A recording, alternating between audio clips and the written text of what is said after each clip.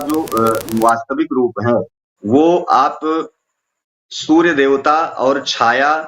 के संबंध में भद्रा को देखा जाता है। जैसे ही जो है शास्त्रों में एक वर्णन आता है, आपने सुना होगा कि भगवान कृष्ण और भद्रा के संबंध में कथाएं आती हैं, लेकिन भगवान वरुण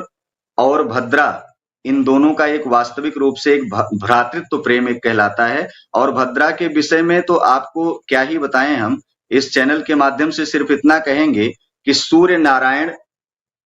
और पत्नी छाया की एक पुत्री थी जिसका नाम भद्रा कहा जाता है, और शनि की बहन मानी जाती हैं। आपको ये जान करके ये जानकारी होगी कि सूर्य ने शनि के साथ सदैव कहीं न कहीं निर्णय लेने में, उनके साथ प्रेम देने में बहुत ऐसा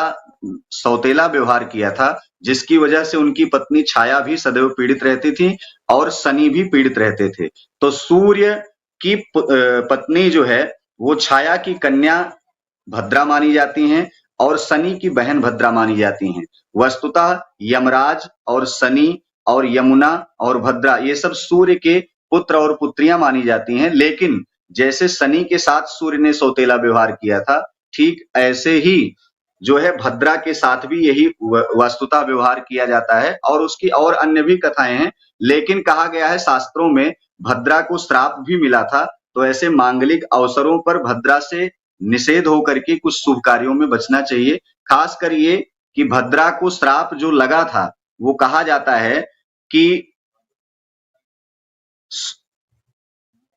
उसकी जो हरकतें थी, उसका जो विशेष रूप से उसका जो क्रियाकलाप था, जो क्रियात्मक शैली थी, वो बहुत ही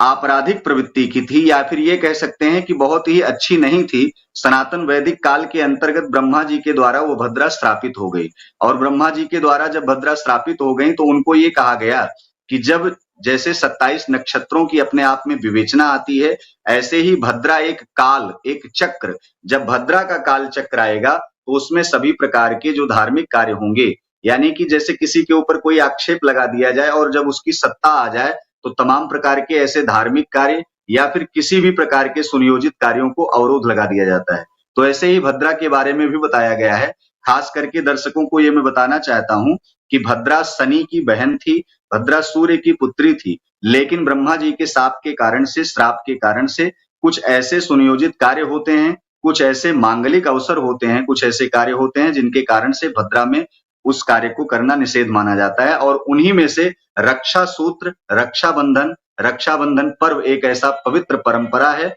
जिसको भद्रा काल के अंतर्गत नहीं किया जाता है। जी।